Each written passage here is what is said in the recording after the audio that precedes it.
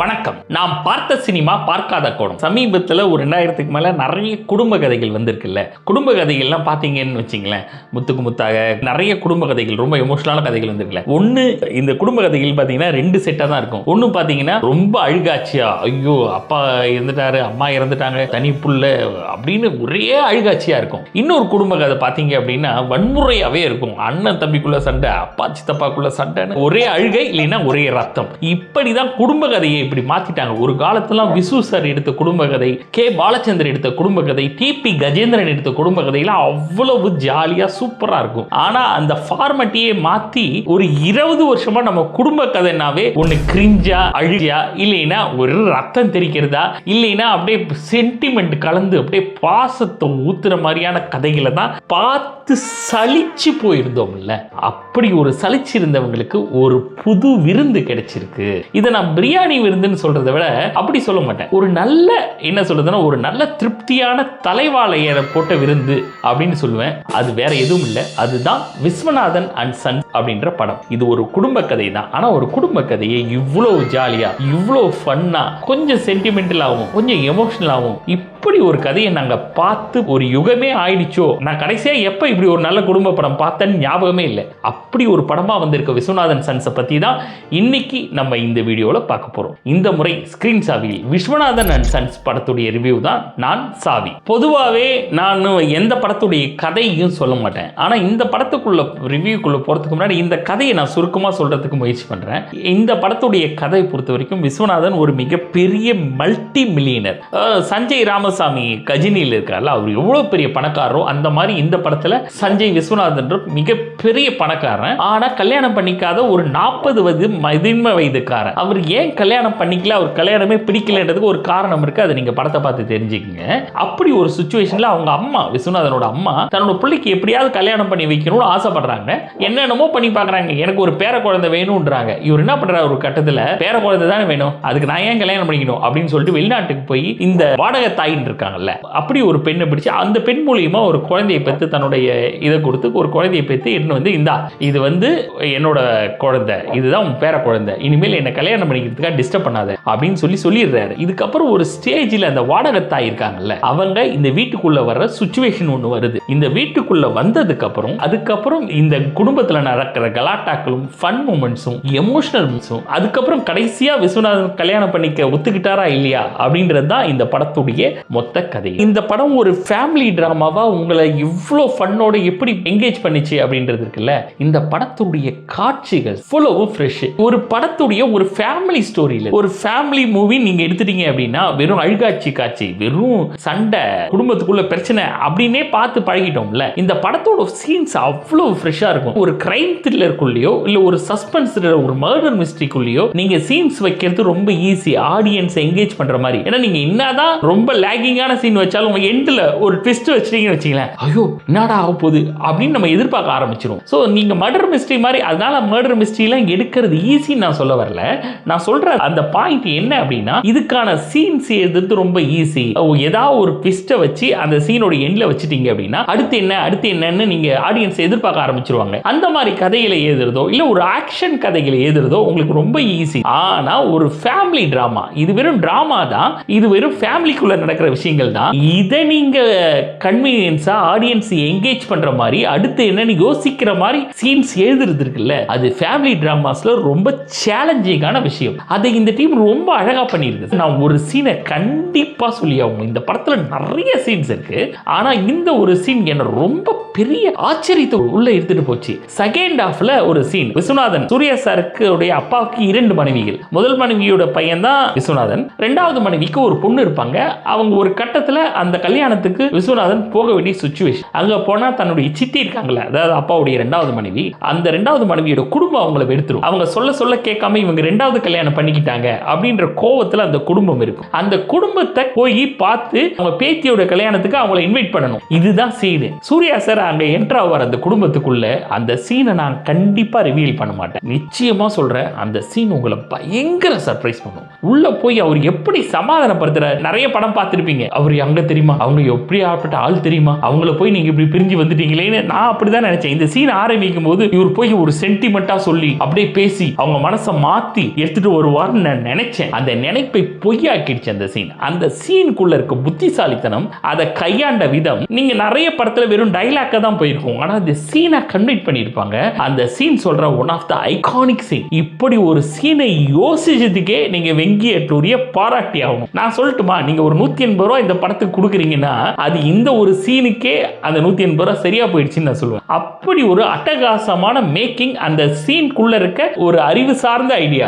அதை பார்க்கறதுக்கே அவ்வளவு நல்லா இருக்கும். அதுதான் இந்த படத்துல இந்த மாதிரி ஒரு சீன்ல நிறைய சீன்ஸ் இருக்கு, ஆனா இது ரொம்ப பிடிச்சதுன்றதால நான் இதை முதல்ல சொன்னேன். இன்னொரு சீன் இருக்கு, ஒரு ஐசியூ வார்டு இருக்கும். அந்த ஐசியூ வார்டுல அந்த பக்கம் மமிதா பைஜு இருப்பாங்க, இந்த பக்கம் சூர்யா சார் இருப்பாரு. நான் சொன்னல வாடகத்தாய், அந்த வாடகத்தாய் கேரக்டர் மமிதா பைஜு தான் பண்ணியிருப்பாங்க.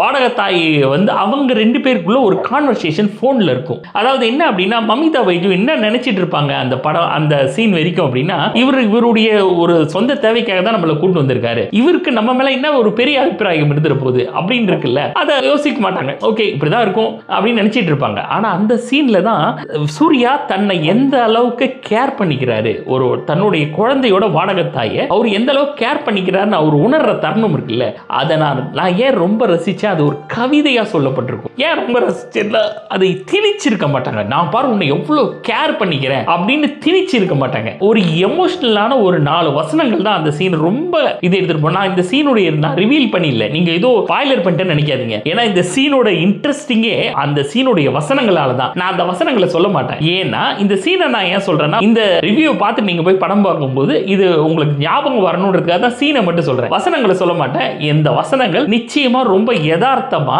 அந்த பொண்ணை ஒரு மனுஷன் ஏன் கேர் பண்றாருன்றதுக்கு ஒரு யதார்த்தமான பதில் அங்க சொல்லியிருப்பாங்க.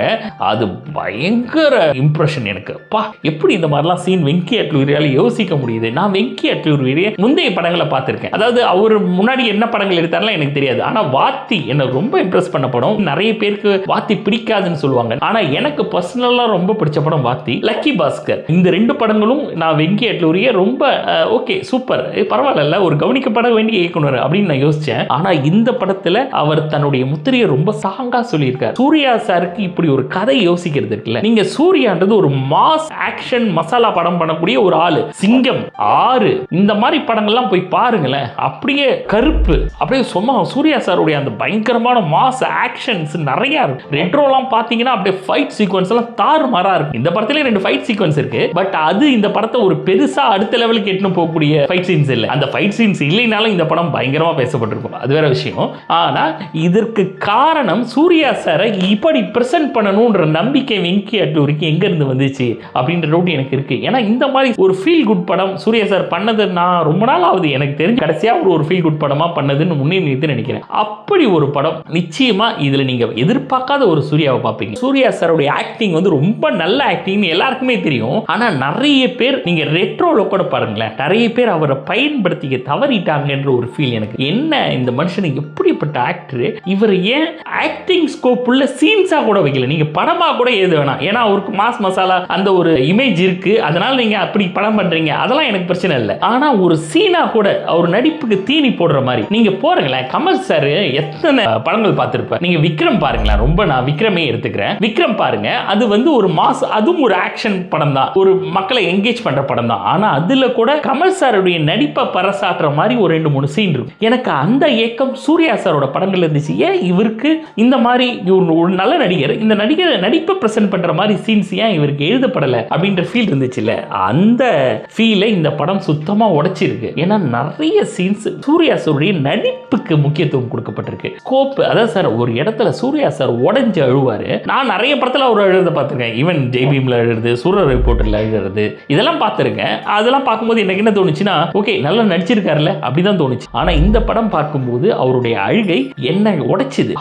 பா, இந்த மனுஷத்தை என்ன மாதிரி பெர்ஃபார்மர்ல, ஏன் இந்த பெர்ஃபார்மரை எல்லாரும் பயன்படுத்திக்கல? நான் சொன்ன மாதிரி கதையா கூட வேணாம், ஒரு சீனா கூட ஏன் இவருக்கு அதை கொடுக்கல அப்படின்ற ஒரு ஏக்கம் எனக்கு இந்த படம் பார்க்கும்போது நிச்சயமா ஒரு படத்துல முக்கியமா 2 பேரை சொல்லி ஆகணும். நான் மமிதா பைஜுக்கு அப்புறம் வரேன். நான் முதல்ல ராதிகா மேமை சொல்லி ஆகணும். ராதிகா மேம் இருக்காங்களா, ஒரு எக்ஸ்பீரியன்ட் ஆக்ட்ரஸ். அவங்களோட எக்ஸ்பீரியன்ஸை கிடைக்கிற இடத்துல ஃபீல் பண்ணணும். நீங்க தாய்க்கிழமை மாதிரி ஒரு படம் பார்த்துருப்பீங்க, அவங்களோட நடிப்பை கொண்டாடி இருப்பீங்க. ஆனா இது ஒரு ஹீரோ சப்ஜெக்ட், இதை தாண்டி ஒரு லவ் சப்ஜெக்ட். ஒரு லவ்ன்றத கூட முழுசா சொல்லிட முடியாது. ஒரு மெச்சூர்டு பர்சனுக்கும் ஒரு யங் கேர்ளுக்கும் நடக்கிற ஒரு லவ் போராட்டம் தான் இந்த படத்தோட கதைன்னு வச்சுக்கங்களேன். இதுல ராதிகா மேம்க்கு என்ன ஒரு பெரிய ஸ்கோப் இருந்த போது நான் நினைச்சேன் ஆரம்பத்தில் இந்த படம் ஆரம்பிக்கும் போது. நிச்சயமா சொல்றேன், இது சாதாரணமா வந்து போற அம்மா கேரக்டர் கிடையாது. இந்த கேரக்டருக்குள்ள ஒரு எமோஷன் இருக்கு. தன் பிள்ளைக்கு 40 வயசு ஆயிடுச்சு, கல்யாணம் பண்ணல, அதுக்கு ஒரு பெரிய கதை இருக்கு. அந்த கதை அந்த அம்மாவுக்கு தெரியும், படம் பார்த்தா உங்களுக்கும் தெரியும், நான் அதை என்னன்னு சொல்ல மாட்டேன். ஆனா அந்த தாயோட வலி இருக்குல்ல, அந்த வலியை எங்கேயும் வலியா அவங்க எக்ஸ்பிரஸ் பண்ணவே மாட்டாங்க. அது வலினே சொல்ல மாட்டாங்க, அழுவ மாட்டாங்க, பையன்கிட்ட போய் ஒப்பாரியா வைக்க மாட்டாங்க. ஆனா அதை வந்து சிரிச்சுக்கிட்டே காமெடியா ஃபன்னா பிள்ளைகிட்ட சொல்லுவாங்க. ஏன்னா பிள்ளைக்கு எது பிடிக்கும் எது பிடிக்காதுன்னு ஒரு அம்மாவுக்கு தெரியும் இல்லையா. அப்ப இப்படி சொன்னாதான் தன் பிள்ளைக்கு எடுக்கணும் அப்படின்னு அவங்க நிறைய பண்ணுவாங்க, என்னென்னமோ பண்ணுவாங்க. அவர் ஒத்துக்க மாட்டாரு. ஒரு ஸ்டேஜில் அவங்களுக்கு ஒரு கேன்சர் மாதிரி ஒரு விஷயம் வரும், அதுக்கு ட்ரீட் பண்ணணும் அப்படின்னு ஒரு இது வரும்போது அங்க வைப்பாங்க, நீ கல்யாணம் பண்ணிக்கணும், நீ கல்யாணம் பண்ணிக்கிட்டாதான் எனக்கு வந்து அந்த ட்ரீட்மெண்ட் அப்படின்னு சொல்லும்போது சரி ஓகே, இவங்க கல்யாணம் பண்றாரோ இல்லையோ அவர் அடுத்த கட்டத்துக்கு இதை எடுத்துட்டு போகணும்னு நினைக்கிற விஷயம் அங்கதான் உருவாகும். ஒரு தாய் எந்த இடத்துல பெர்ஃபார்ம் பண்ண, இந்த இடத்துல ஒரே ஒரு குறிப்பிட்ட சீனை சொல்றேன். மமிதா பைஜுக்கும் அவங்களுக்கும் ஒரு சீன் இருக்கும். ஒரு இடத்துல அவங்க சொல்லுவாங்க, இவங்களை வந்து அவங்க பேர் சொல்லி தான் கூப்பிடுவாங்க. அவங்க சொல்லுவாங்க, ஏன் நீ என்ன பேர் சொல்லி கூப்பிடுற, நீ தான் என் மருமக மாதிரி தானே, என்ன அத்தனையை கூப்பிடுன்னு சொல்லுவாங்க. அவங்க கூப்பிட மாட்டாங்க, நான் பேர் சொல்லி தான் கூப்பிடுவாங்க. ஆனா மமிதா பைஜுக்கு ஒரு கட்டத்துல சூர்யா மேல ஒரு லவ் வந்துடும். அப்ப என்ன பண்ணுவாங்கன்னா, முதல் முறையா அந்த லவ் வந்து ராதிகா கிட்ட தான் சொல்லுவாங்க. அவங்க சொல்லும் போது என்ன சொல்லுவாங்க அப்படின்னா, நீ மட்டும் இதை சாதிச்சு காட்டிட்டீங்கன்னா அப்படின்னுவாங்க. ஏன்னா இங்கேயே இருக்க வச்சுட்டீங்கன்னா அவங்க ஒரு கேப் விட்டு சொல்லுவாங்க, இங்கே இருக்க வச்சா என்ன கூப்பிடுவேன், என்ன அம்மான்னு கூப்பிடுவியா அப்படின்னு கேட்பான். இல்ல அத்தன்னு கூப்பிடுவேன், அத்தன்னு கூப்பிடுவேன் அப்படின்னு அந்த சீன் என்ன பிரசாட்னா, நான் உன் பையனை லவ் பண்றேன், நான் உன் பையனை கல்யாணம் பண்ணிக்க ஆசைப்படுறேன்றதை இன்டைரக்டா மமிதா பைஜு சொல்லுவாங்க. நீங்க நிச்சயமா இந்த சீனை பாருங்க. அது ஒரு 10க்கு 10 ரூம் தான், ஒரு பெரிய பிளேஸ்லாம் கிடையாது, ஒரு சின்ன ரூம்குள்ள நடக்கிற கான்வர்சேஷன். இது ராதிகா மேம்க்கு இருப்பு கொள்ளாது. ஏன்னா தன்னோட பையனை எந்த பொண்ணுமே 40 வயசுக்கு மேல எந்த பொண்ணுமே அக்செப்ட் பண்ணிக்க மாட்டான்னு நினைச்சிட்டு இருப்பாங்க. அவர் என்னதான் பணக்காரர் இருந்தாலும் வயசு ஆயிடுச்சு இல்லையா, இதுக்கு மேல நம்ம தன்னோட பையனுக்கும் அந்த விருப்பம் இல்ல, எப்படி மற்ற பொண்ணுங்களை சம்மதிக்க வைக்கிறது முழு பிதிங்கி நிற்கும் போது இப்படி ஒரு ஸ்டேட்மெண்ட் மமிதா பைஜு சொல்லும்போது ராதிகா மேமோட நடிப்பு இருக்குல்ல, ஒரு எக்ஸ்பீரியன்ஸ்ட் ஆக்டரை இந்த இடத்துக்கு காஸ்ட் பண்ணா அவங்க என்ன பண்ணுவாங்கன்னு இந்த சீன்ல போய் பாருங்க, நிரூபிச்சு காட்டியிருப்பாங்க. ஒன்றும் பண்ண மாட்டாங்க, ஊனு புரண்டு அழுவுறது அதெல்லாம் கிடையாது. அவங்களால நடக்க முடியாது, இருப்பு கொள்ள முடியாது. அப்படி வாசலுக்கு போவாங்க திரும்பி வருவாங்க, வாசலுக்கு போவாங்க திரும்பி வருவாங்க. அவங்களுக்கு அந்த சந்தோஷத்தை ஹேண்டில் பண்ண தெரியாது. ஏன்னா ஹேண்டில் பண்ண தெரியாதுன்னா அந்த கேரக்டருக்கு சொல்றேன், ராதிகா அப்படிதான் அங்க நீங்க இது பண்ணணும். அப்ப அவங்களுக்கு அந்த கேரக்டருக்கு ஹேண்டில் பண்ண தெரியாது. அந்த புது சந்தோஷத்தை அப்படியே இது பண்ணி போய் அதை நம்பாம அப்புறம் கொஞ்சம் கொஞ்சமா இமேஜின் பண்ணி அது உண்மைன்னு தெரிஞ்சப்ப சந்தோஷப்படுவாங்கல்ல, அதுதான் ஆக்டிங். ஒரு ஆக்டிங் எப்படி இருக்கணும்ன்றதுக்கு ராதிகா மாதிரி ஒரு எக்ஸ்பீரியன்ஸ்ட் ஆக்டர் இருக்காங்கல்ல, அதெல்லாம் நீங்க என்ன தாய் கேள்வி படம் ஃபுல்லா பண்ணிருப்பாங்க. ஆனா அந்த படம் ஃபுல்லா பண்ணதை இந்த ஒரு சீன்ல ரொம்ப கேஷுவலா ரொம்ப ஈஸியா இட்டு வந்திருப்பாங்க. அதுதான் இந்த படத்துடைய மிகப்பெரிய பிளஸ். ரெண்டாவது மமிதா பைஜுவை பத்தி நான் சொல்லியே ஆகணும். நான் அவங்கள பத்தி பேசும்போதே சிரிக்கிறேன்னா அதுக்கு காரணம் அந்த கேரக்டர் பண்ண மேஜிக். நம்ம எல்லாருமே என்ன பண்ணுவோம்னா, ஜெயம் ரவியுடைய சந்தோஷ் சுப்பிரமணியத்துல ஜெனிலியா கேரக்டர் இருக்குல்ல, ஹாசினி கேரக்டர், இதுல நிறைய பேர் சொன்னாங்க மமிதா பைஜு ஹாசினி மாதிரி ட்ரை பண்ணிருக்காங்க அப்படின்னு. நான் சத்தியமா சொல்லுவேன், நிச்சயமா இது ஹாசினி மாதிரி பண்ண கேரக்டர் கிடையாது. இந்த கேரக்டர் உங்களை பயங்கர சர்ப்ரைஸ் பண்ணும். இப்படி ஒரு மமிதா பைஜுவை நீங்க எந்த படங்களையும் பார்க்கல. நம்ம நிறைய இப்ப சமீபத்தில் ஜனநாயகன்ல இருந்து டியூட்ல இருந்து நிறைய பண்ணியிருக்காங்க. இந்த கேரக்டர் இருக்கு தெரியுமா, இந்த கேரக்டர் வந்து இந்த கால ஜென்சி கிட்ஸ் உடைய அந்த தலைமுறைன்னு சொல்றோம்ல, அப்படி ஒரு பொண்ணு எதை பத்தியுமே சீரியஸா எடுத்துக்காத பொண்ணு, ஒரு காமெடி பர்சன், தன்னுடைய லைஃப் ஃபுல்லாவே ஃபன் ஃபில்டா இருக்கும்னு நினைக்கிறவங்க. அவங்களுக்கு பின்னாடி ஒரு சோகமான கதை இருக்கும், அவங்க அப்பா அம்மா இருக்க மாட்டாங்க, ரொம்ப கஷ்டப்பட்டு அனாதை ஆசிரமத்தில் வளர்ந்து தான் பெரிய ஆளா வந்திருப்பாங்க. பட் அந்த இதெல்லாம் எல்லாத்தையும் தூக்கி போட்டு நான் என்னுடைய வாழ்க்கையை ஜாலியா எனக்கு பிடிச்ச மாதிரி வாழ்றேன் அப்படின்ற ஒரு கேரக்டர். இந்த கேரக்டரை பார்த்தா பொறாமையா இருக்கும், சே நம்ம ஏன் இப்படிலாம் வாழல அப்படின்னு தோணும். சத்தியமா சொல்றேன், இந்த தலைமுறைக்குள்ள ஒரு நோக்கம் இருக்குல்ல, அந்த நோக்கம் மமிதா பைஜு மூலியமா வெளியே வந்திருக்கும். என் வீட்டுல என் பொண்ணு அப்படிதான், நம்ம எதெல்லாம் பார்த்து பயந்தோமோ, எதெல்லாம் பெருசா நினைச்சோமோ, ஐயோ இதெல்லாம் நடக்கவே முடியாது, இதுக்கெல்லாம் சாத்தியமே இல்லைன்னு நான் எதெல்லாம் நினைச்சனோ அதெல்லாம் என் பொண்ணு ரொம்ப சிம்பிளா லெஃப்ட் ஹேண்ட்ல ஹேண்டில் பண்ணுவா. இதானே படையினா என்ன நீ பாட்டுனே இதுக்கெல்லாம் போய் ஃபீல் பண்ணிட்டு எனக்கு பார்க்கும்போது சிரிப்பா வரும். இந்த காலத்து குழந்தைங்களுக்கு எப்படி இப்படி ஒரு கேரக்டர் வருது, நம்ம இதுக்கெல்லாம் போய் ஃபயர் விட்டு இதுக்கெல்லாம் ஃபீல் பண்ணி இதுக்கெல்லாம் அழுது கண்ணீர் வடிச்ச காலம்லாம் இருந்துச்சு. ஆனா அதெல்லாம் இந்த காலத்து பிள்ளைங்க சிம்பிளா லெஃப்ட் ஹேண்ட்ல ஹேண்டில் பண்றாங்கல்ல, அதை பார்க்க எனக்கு ரொம்ப பொறாமையா இருந்துச்சு. அப்படி ஒரு கேரக்டர் தான், நீங்க என்ன பிரச்சனையா இருந்தாலும் அதை லெஃப்ட் ஹேண்ட்ல ஹேண்டில் பண்ற கேரக்டர் தான் மமிதா பைஜு. அதை ரொம்ப சிறப்பா பண்ணிருக்காங்க. எனக்கு தெரிஞ்சு மமிதா பைஜு விஜயுடைய கரியர் பெஸ்ட் கேரக்டர் அப்படின்னா நான் இந்த கேரக்டர் தான் சொல்லுவேன். இதெல்லாம் தாண்டி இந்த படத்துல மமிதா பைஜுக்கும் சூர்யாவுக்குமான அந்த தலைமுறை இடைவெளி, ஏன்னா இவருக்கு 42 வயசு, அவங்களுக்கு 22 வயசு, ஒரு 20 வருஷம் டிஃபரெண்ட் ஆனவங்க. மமிதா பைஜுக்கு சூர்யா அவங்கள உடனே எல்லாம் காதல் வந்துடாது. அவங்க ஜஸ்ட் வாடகத்தாயி அந்த குழந்தையுடைய ஒரு ட்ரீட்மெண்ட்டுக்காக தான் அந்த வீட்டுக்குள்ள வருவாங்க. ஆனா இந்த காதல் உருவாகிற விதம் இருக்குல்ல, அவங்களுக்கு சூர்யா மேல ஏன் காதல் வருதுன்னு ஒரு எண்ணம் இருக்குல்ல, அதுக்குன்னு சில சீன்ஸ் வச்சிருப்பாங்களா, அது ரொம்ப கன்வீனியன்ஸா இருக்கும். உங்களுக்கு பார்த்தா பிடிக்கும். ஓகே, இந்த 20 வயசு டிஃபரெண்ட்ல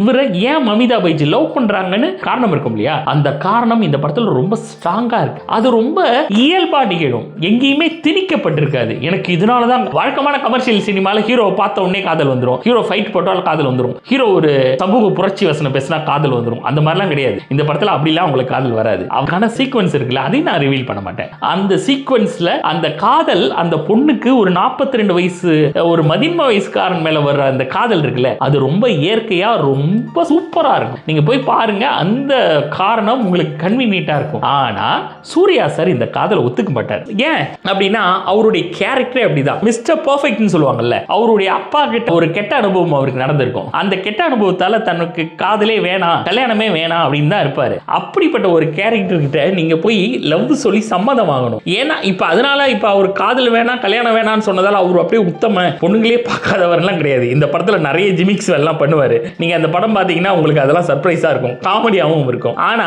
இது கல்யாணம் வேணாம் அப்படின்னு அவர் சொல்றதுக்கு அப்படின்ற சொல்ற ஆளை நீங்க சம்மதிக்க வைக்கணும். அதுலயும் 20 வயசு டிஃபரெண்ட் பொண்ணு, அவர் கண்டிப்பா கடைசி வரைக்கும் வேணானே சொல்லுவார்ல, அந்த காரணம் ரொம்ப நல்லா இருக்கும். ஏன் அவர் வேணான்னு சொல்றாருன்னு அவர் நினைக்கிற அந்த விஷயம் இருக்குல்ல, அது ரொம்ப நல்லா இருக்கும். ஆனா ஆடியன்ஸான நம்ம ஒரு கட்டத்தில் எதிர்பார்ப்போம், எப்படியாவது இவங்க 2 பேரும் சேர்ந்துரும் அப்படின்னு எதிர்பார்ப்போம்ல, அந்த எதிர்பார்ப்பு நமக்கு இருக்கும். ஆனா இந்த படத்துடைய ஒரு இடத்துல சூர்யாவும் மமிதா பைஜும் பேசுற ஒரு சீன் இருக்கு. அந்த படத்துல 2 வசனங்கள் இருக்கு, நிச்சயமா குறிப்பிட்டாகும். இந்த படத்துடைய வசனம் என்ன ரொம்ப ஹிட் பண்ணிச்சு. என்ன அப்படின்னா அவர் சொல்லுவாரு, நீ வந்து இப்ப ஆசைப்படுற, இப்ப எனக்கு 42 உனக்கு 22, 20 வயசு டிஃபரெண்ட் இருக்கு. இப்ப இது உனக்கு பெரிய பிரச்சனையா தெரியாது. ஆனா ஒரு 20 வருஷம் கழிச்சு உனக்கு 42 ஆகும்போது எனக்கு 62, நான் என்ன நிலைமையில இருப்பேன், ஒரு 62 வயசு ஆளு எப்படி நிலைமையில இருப்பேன்னு தெரியாதுல்ல. ஆனா 42ன்றது வயசான ஆள் கிடையாது இல்லையா, அது ஒரு மதின்ம வயசு, இளமையும் கிடையாது முதுமையும் கிடையாது, ஒரு நடுத்தர வயசுன்னும் போது அந்த வயசுக்கு உண்டான ஏக்கம், அந்த வயசுக்கு உண்டான சந்தோஷங்கள்லாம் எதிர்பார்க்கும் இல்லையா. நீ எதிர்பார்க்கிற அந்த வயசுக்கு உண்டான சந்தோஷங்களை 62 வயசான இருக்க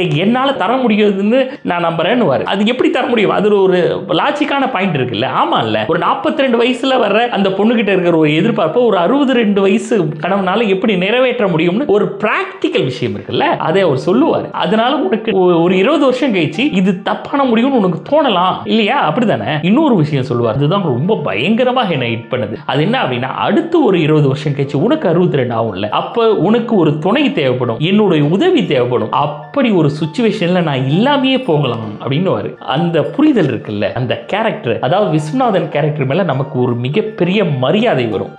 ஆமா இல்ல அப்படின்னு. ஏன்னா நம்ம இப்பயும் பாத்தீங்கன்னா நிறைய வயசு வித்தியாசத்துல 14 வயசு வித்தியாசத்துல கல்யாணம் பண்ணி வைக்கிறாங்க. நான் நிறைய பார்த்தது உண்டு, இதை நான் எப்பயுமே எதிர்க்கிறது உண்டு. தயவு செய்து இவ்வளவு வயசு வித்தியாசத்துல கல்யாணம் பண்ணாது. எனக்கு ஒரு பொண்ணு இருக்கு, என் பொண்ணு கிட்ட அடிக்கடி ஒரு விஷயம் சொல்லுவேன், நீ லவ் பண்ணு. ஏன்னா இப்ப அந்த ஸ்டேஜ்ல தான் இருக்கா, அவ காலேஜ் படிச்சிட்டு இருக்கா, சோ அவளுக்கு வரலாம், நம்மளாம் அந்த வயசை தாண்டி தானே வந்திருக்கோம், நீ என்ன வேணா பண்ணு, எனக்கு அது பிரச்சனை கிடையாது. ஆனா நீ லவ் பண்ற பையன் இல்ல நீ செலக்ட் பண்ற பையன் எதுவாக இருந்தாலும் அவன் உன்னை விட மினிமம் 2 வயசு இல்ல அதிகபட்சம் போனா 3 வயசு அவ்வளவுதான் வித்தியாசம் இருக்கணும். கண்டிப்பா 10 வயசு 15 வயசு பெரிய பையனை கூட்டு வந்து நாளைக்கு எனக்கு கல்யாணம் பண்ணி வை அப்படின்னு நீ நின்னா நிச்சயமா நான் பண்ணி வைக்க மாட்டேன் அப்படின்றத சொல்லிடு. காரணம் என்னன்னா, இந்த இடைவெளி இந்த படத்துல சொல்லப்பட்ட அந்த காரணம் இருக்குல்ல, அதுதான் உண்மை. ஒரு 15 20 வயசு வித்தியாசம் இருக்கிறவங்கள நமக்கு இந்த சமுதாயத்தில் நிறைய இப்பயும் நடக்குது. ஒரு 36 வயசு ஆளு ஒரு 20 வயசு பொண்ணை கல்யாணம் பண்றாரு. இது கல்யாணம் பண்ணும்போது ரொம்ப நல்லா இருக்கும், அது பிரச்சனையாவே தெரியாது. ஆனா ஃபியூச்சர், எனக்கு கல்யாணம்ன்றது 10 நாள்ல தொடங்கி 15 நாள்ல முடியிற விஷயம் இல்ல, அது வாழ்க்கையோட ப்ராசஸ், ஒரு லைஃபோட ப்ராசஸ்.